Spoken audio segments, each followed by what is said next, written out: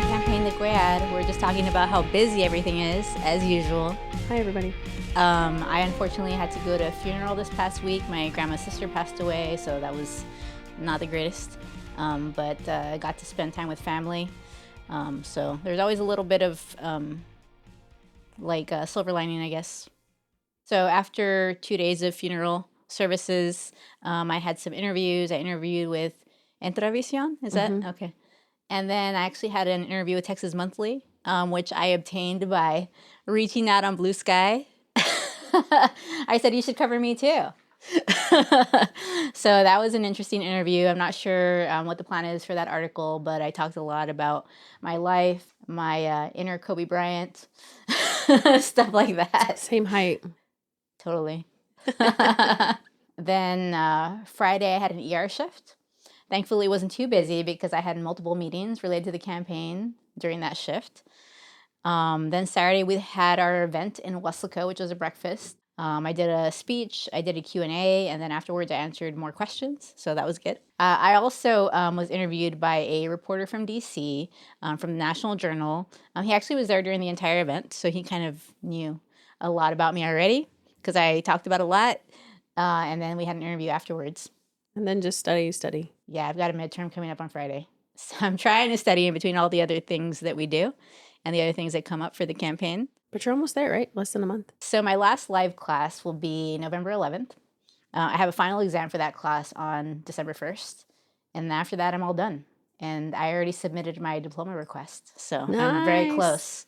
Cheers. Cue the applause. Almost. I'm not quite there yet, but very close. So we actually had some people calling in and wanted to ask you your thoughts about the government shutdown. So basically, Congress did not agree on a budget for the fiscal year by September 30th. So the government has shut down. The last time this happened was in 2019. The House did pass a resolution to fund the government until about November, but the Senate did not. So now we're here. And people are upset because some people are working, but they're not getting paid. Some services are not happening. So the question for a lot of people is, why did this shutdown happen? And there are a lot of what I believe are lies on the Republican side, and specifically from Monica de la Cruz. This administration is super politicized. And I think it's interesting when you go to their websites, it's like nothing I've ever seen before. So, for example, you go to whitehouse.gov and they have a clock that says that the Democrats shut down the government, and it's counting how long ago that started. And when I checked earlier, it said 6 days, 10 hours, and it was counting to the second. It also said that basically it was the radical leftists that caused this shutdown. Because they want $1.5 trillion of things that they say are radical. So there's a list that came from the Appropriations Committee that was interesting. Yeah, it was a graphic saying 1.5 trillion was going to be used for free healthcare for illegal aliens, EV access to HOV lanes, taxpayer-funded criminal defense, liberal news programs, DEI projects in foreign countries, and the Biden administration grant policies and COVID-era subsidies. So there are lies there. I mean, first of all, like, the whole thing about illegal aliens is not true. That's always what they say nowadays. It's all about illegal aliens getting things, getting healthcare. That's a massive lie. If anything, of course, if you go into an ER and you're undocumented, you're going to get stabilized. That's the law. And which was put in by Reagan. Yeah, and if you think about it, that's going to happen to you in another country too. They're not going to say, oh, you're not a citizen of this country and you should just stay on the ground from your car accident. We're not going to do anything. Right. So that's just humane, right? Mm-hmm. To take care of someone who needs urgent or emergent attention without like wondering what their citizenship is. And you're not going to deny someone who's in an urgent or emergent situation because they're not a citizen of your country. Right. Because it would be a trickle effect. If we allow that to happen here, then a lot of us travel abroad. Right. And what was happening, like you said, if something happened to one of us in another country, right, we would expect the same kind of care. Yeah, and I don't know what the laws are in other countries regarding this, but I imagine that it's just a human thing to do, to take care of someone who's in distress. regardless of their citizenship or their insurance status or whatever. People were asking your thoughts, but really the Democrats have two big goals. Yeah, but before we go there, I do want to say, like, some of the things on the graphic, like EVs and HOV lanes, like, what's wrong with that? Like, I don't see that as an issue. I also don't see it as an issue to provide an attorney to someone who was accused of a crime. I mean, that's just normal. Yeah, that's due process. Like, I don't want someone to not have a good attorney and potentially, be placed in jail even though they were innocent potentially. Like, we don't know. Like, someone's innocent until they're proven guilty. So I think they deserve a good attorney so they can have an opportunity to present their case and have the evidence presented and see what happens. But the two main goals for the Democrats with this shutdown. So one thing is actually that they are very concerned about how Trump is kind of being authoritarian. He's rescinding funding that Congress had already approved. So they want to rein him in on that. But the other thing is healthcare. So they are trying to use this as leverage because as of right now, there's no plan to continue the expanded ACA subsidies that were expanded in, I believe, 2021 with COVID. And they also want to reverse some of the cuts that were in the Big Beautiful Bill. So basically, they're trying to provide and protect affordable healthcare for people. And I think we also talked about that we would like to clarify, and please, anybody watching, explain to your family, ACA equals Obamacare.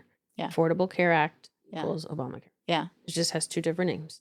That's what we have right now. And if you take that away, if you take away those subsidies, a lot of people are going to lose coverage. It's going to be a lot less affordable, and then people probably won't buy it because it's so expensive.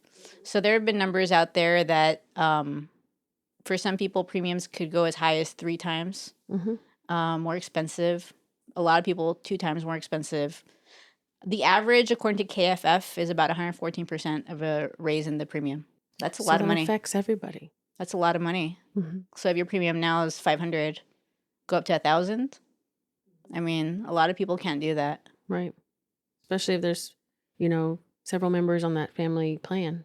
Another thing is they are wanting to roll back some of the things that the Republicans passed. Like, the Republicans wanted to make it hard for even legal immigrants to get coverage. So the Democrats want to roll that back because if someone's a legal immigrant, like maybe someone that's on a student visa, they feel that they should be eligible to get an ACA plan or some other type of help. I mean, that's humane. Like, I don't understand. And they'll pay for it. Some of these things that the Republicans say and do. Like, for example, Monica de la Cruz is very much a Trump puppet. And, of course, is fully on board with not having the government shut down and, like, saying that this is all radical left stuff. And then she was posting something about how, oh, my God, because of this government shutdown, flood insurance is being denied or something. It's like, okay, well, what about health insurance? Like, I don't know. I feel that's more important. Over 20 million people are going to be affected if nothing's done. And obviously, as we've talked about before, that doesn't only affect the people that lose that health care. Right. It affects the whole system. It stresses the whole system. Like, the ERs are going to be even crazier. People are going to arrive in a lot more desperate conditions. Wait times are going to be longer. Boarding is going to be longer because the ER is overstressed with all these people who are uninsured. And then at the end of the day, like, if you're not going to get any type of funding from those patients, that makes the whole system just work poorly. So to begin with, Monica de la Cruz voted for the Big Beautiful Bill. And now Democrats are essentially trying to reverse that because of how horrible it is. As an ER doc, my instinct is to take care of the patient regardless of their status. If someone comes in bleeding, someone comes in short of breath, some type of distress, I've just got to take care of that patient. And that's actually the law in this country. Ronald Reagan created the EMTALA law, and that specifically ensures that people are taken care of. Which was bipartisan. Yes, bipartisan. So I think it's interesting that someone like Monica La Cruz thinks it's just easy to politicize everything, sign off on bills without thinking about the human, because she doesn't know what it is to work in the ER. That's why we need an ER doc in Congress. She doesn't know what it's like to have that patient in front of you bleeding to death, have that patient in respiratory distress. So I'd love her to come to the ER and witness what we deal with every single day, because she doesn't know what we do. Right. Family members standing around? Yeah. Family members standing around, crying, in distress emotionally. Yeah, we really need more ER docs in Congress, because some of these people have no idea. And you took an oath. Right. Obviously, we took a Hippocratic oath. So that also is part of why we do what we do and take care of people, even though they are not a legal immigrant, for example, even though they don't have insurance. We have to take care of everyone that comes in the door. And some of that's just following the oath. In Texas, it said that we are one of the highest rate of uninsured in the country. Yeah. Roughly around 20%. Well, part of that is that Texas did not participate in the Medicaid expansion. So we are highly dependent on the ACA, because a lot of people that in other states would qualify for Medicaid are dependent on an affordable ACA policy. So if the Democrats are not able to get any concessions on this, if they're not able to get what they want, then it looks like maybe 1.3 million Texans are going to lose healthcare coverage. And that's going to stress people, the system, and doctors. What we've talked about before is how the whole system is burdened, and especially in the ER, when you have people that come in way sicker than they should have been because they didn't have any type of coverage, any type of primary care, and then how that ends up creating a bigger mess in the ER, longer wait times, more boarding, things like that. Sometimes we see patients that wait and it can turn out badly. Worst case scenario would be death. But what we typically see is just people sicker than they should have been. They end up having to be hospitalized longer, or need IV treatments that they wouldn't have needed if they would have gone in earlier. So, like, for example, if someone comes in with abdominal pain, but they waited 3 days, and then they end up having a more severe pancreatitis, then they would have, if they would have come in earlier, would have gotten treatment earlier, that kind of thing. So that's what people don't understand. Like, people like Monica de la Cruz don't understand. Like, this is very complicated. Like, not having healthcare coverage can make people consider if they should risk it. Mm-hmm. Well, maybe it's just a stomach ache and I'll just get better and I don't want to get a massive bill. But then some people will take that risk and it goes poorly for them. So that's why healthcare really is something that we need to work on. It's humane to try to cover as many people as possible. I don't believe that we can do a Medicare for all at this time. I want to have a public option. But I do want to do something so that we can have affordable health care for most people. Right, because there's other parts that need to be fixed. You just can't just say, that's one or the other, extreme right, extreme left. You know, you have to understand the intricacies of it, and you do. As a doctor in the ER, you see it firsthand. But even then, like, I don't believe that I have the perfect answer. Mm-hmm. I would have to continue to work on this with other doctors and try to figure out what the best way forward would be, and maybe there are some creative solutions that we haven't even thought of yet. So how does it make you feel when, you know, the current representation says that they have answers? They have the answer when you're the one in the thick of it. Monica La Cruz has no answers.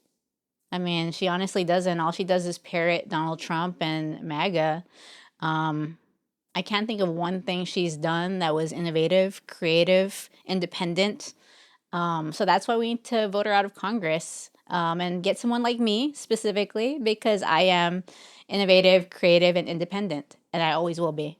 Well, thanks again, everybody, for joining us. Thanks for all those who called about the government shutdown. Our number again is 956-320-9073. So if you guys want to get in touch with Doc. And don't forget to go to drcuellarforcongress.com and donate. Bye. All right.